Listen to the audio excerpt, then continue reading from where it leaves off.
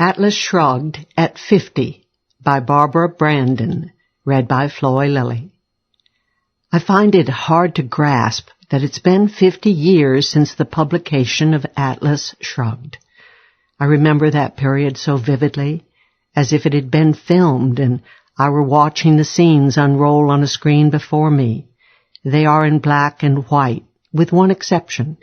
In the window of the Random House offices facing Madison Avenue, I see the bright paint box colors of the jacket of Atlas, designed by Ayn Rand's husband, Frank O'Connor. And I see the broad, excited smile on Ayn's face as she looked at it with the look of youth and expectation that so rarely transformed the tense gravity of her expression. It was October 1957, several days before the official publication date. That evening I went with Ayn, Frank, and my husband Nathaniel to see if the book was displayed in the Random House window. It was the first time we had seen the book outside of our own small private world of Ayn's apartment, the first time it had been out in the wider world where it belonged. I grinned from ear to ear and quite involuntarily pointed at the book and blurted excitedly, "That's us!" I realized later that my remark could have been interpreted as presumption, but Ayn understood my meaning. She laughed delightedly and said, "Yes, it is us." And in the years that followed, she often referred to that remark with pleasure.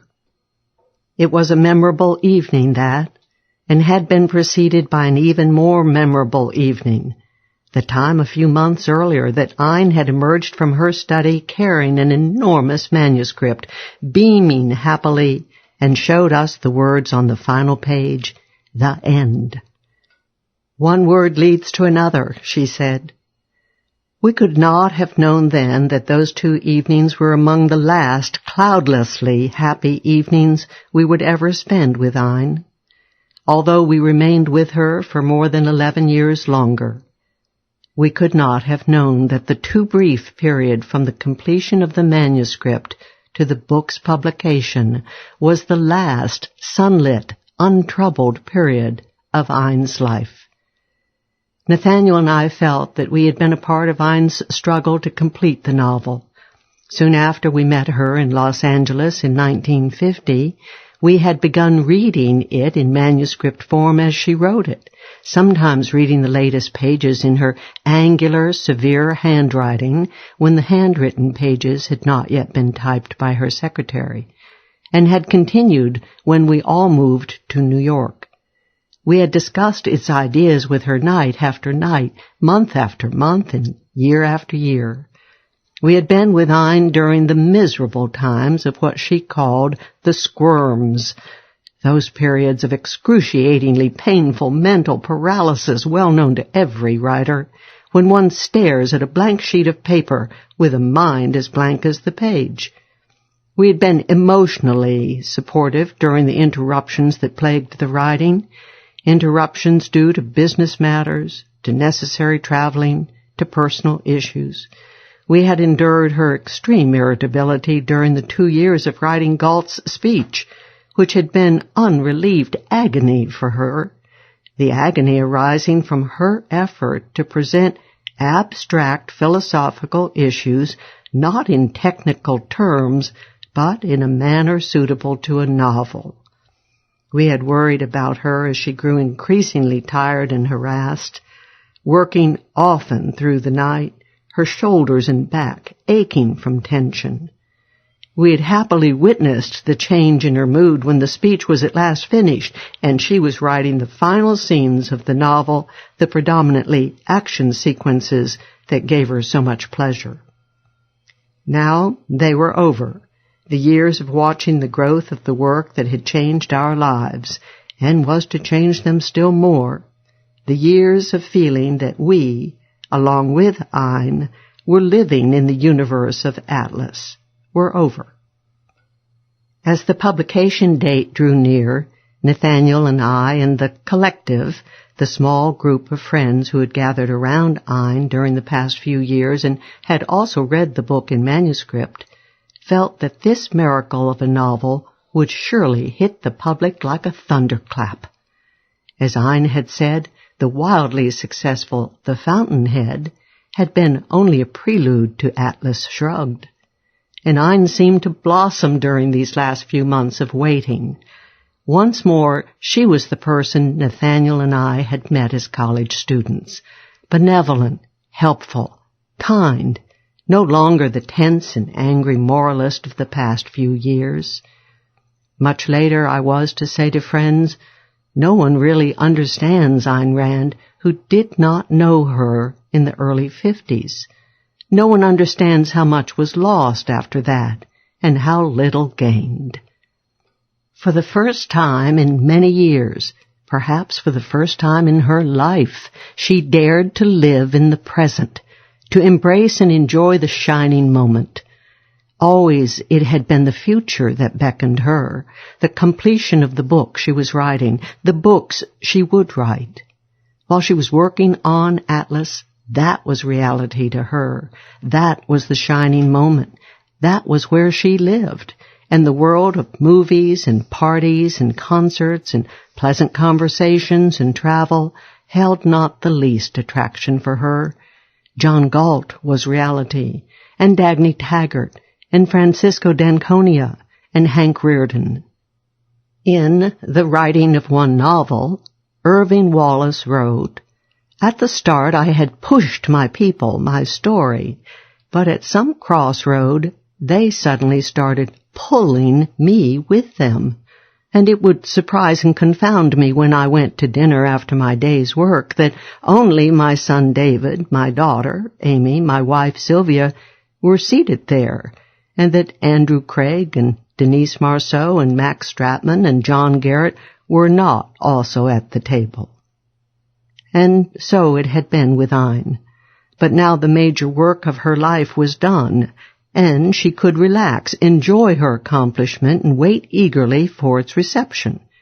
She spent happy hours at her desk, reading sections of her manuscript, not to edit them, but simply to enjoy them.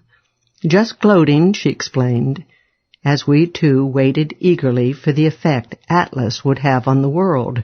We said to each other very solemnly and very wisely that it takes many years for new ideas to penetrate a culture, and therefore we could not expect immediate consequences in the form of cultural and political change.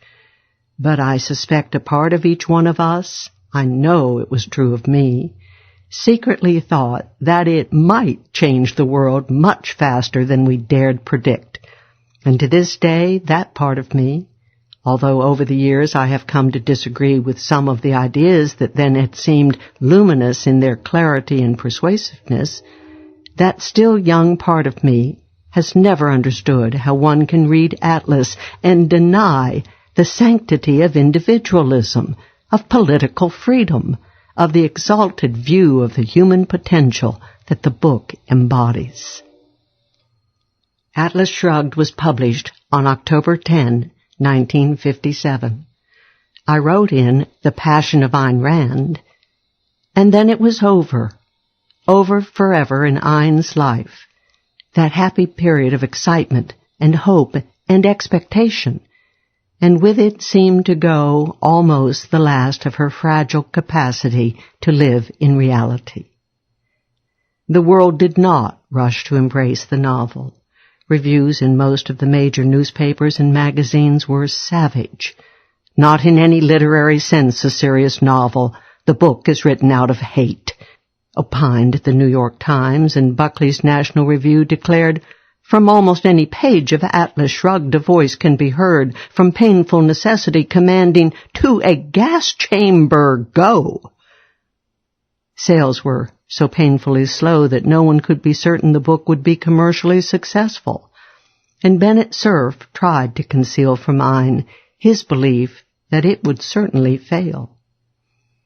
It was a soul-shriveling reward for the writing of Atlas Shrugged. It was a disaster from which I never recovered. When word of mouth finally caused sales to pick up, then to soar, then to skyrocket, as her fame spread to all corners of the world and as the admiration she had longed for came to her abundantly, it was too late for her. She had pronounced her final verdict upon the culture. "I feel paralyzed by disgust and contempt," she said. "And if I feel contempt for the whole culture, then what sense does it make to continue writing?" She often said that her despair was not the result of the reviews of Atlas and not the result of the slowness of the sales. It was because there was not a single voice among her peers, among men or women of like achievement and fame, to speak up for her and publicly defend her. I believed at the time that this was so, and I have no doubt that she believed it. But looking back, I realize that her disgust with the world had long preceded the publication of Atlas. It had been accelerating over the years I had known her, despite the success she had had, despite the fame and financial comfort she had achieved with The Fountainhead. The reception of Atlas had been only the final straw. Although, ultimately, with much prodding from her friends, she turned to the writing of nonfiction, she never wrote another novel. "I'm not happy enough," she explained. For Ayn to write a novel required that she have a conviction of the intelligence and integrity of her audience that she was never able to regain. At the age of 52, the career she had ferociously pursued since her childhood in Russia was at an end. And when the door closed on fiction writing, that rapt, ecstatic vision that had been the motor of her life was gone forever. In the years that followed, I saw her sink deeper and deeper into depression and rage, striking out vainly at a world that had betrayed her, turning even on the people who loved her most. I saw only rare glimpses of the woman I once had known. Her words had been twisted by knaves to make a trap for fools, and she could not bear it. She would find moments of contentment, even moments of a short-lived happiness. There were events, such as the launch to the moon of Apollo 11, which she attended at the invitation of NASA, and about which she wrote one of her most beautiful and moving articles for The Objectivist, and a state dinner at Gerald Ford's White House in honor of Malcolm Fraser, Prime Minister of Australia, who admired her work and had asked that she be invited. That gave her great satisfaction. But the passionate aspiration that had moved her through all her days, that had hurled all the threads and events of her life into a single blazing purpose and had driven her to greatness, was gone, never to return. Life became predominantly a succession of gray duties, of dead ends, of joyless days. She was living in the present at last, but it was not a present she ever had wanted. She was living in the present because there was no future to strive for. It seems there is a terrible price to be paid for genius. Perhaps if one searches history, one will find geniuses whose lives are not blighted by suffering, but I do not know of any. The great innovator in any field, in the words of Nietzsche, knows not how to live today.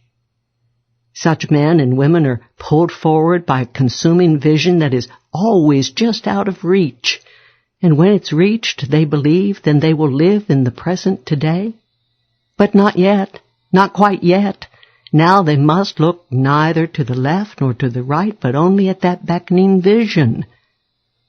In The Passion of Ayn Rand, I wrote, "One must wonder if Ayn's suffering was not in part the price she paid, granted other elements in her psyche, for her astonishing intellectual powers. Historically, it is a price that men and women of vast intelligence have often paid. Such men and women stand alone, cut off from the world by a sense of distance from other people that is not an illness and cannot be cured.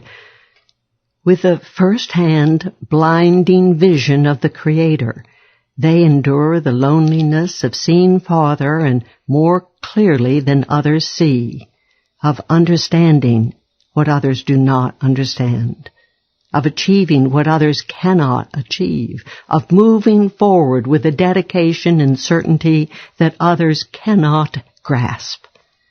They feel invisible to the world, and in many respects they are invisible, as is every creative genius. For Ayn, the use of her mind, the solving of the most complex of problems, was an effortless, joyous activity. It was the sole, unchanging, and permanent source of happiness in her life. To think, to see, to understand, to know, seemed to her as simple and uncomplicated as drawing breath. And the conclusions she reached seemed as clear and evident as the need to draw those breaths. Why then did others not grasp what was so easy to grasp? Why did they not perceive what was so patently apparent? Why did they not understand what was so simple to understand? Why did they not know what she knew with such blazing clarity? Over the years of my friendship with Ayn Rand, and over the years since, I have felt so many emotions about her. I have felt intense love and an unforgiving anger. I have felt indignation and a melting tenderness.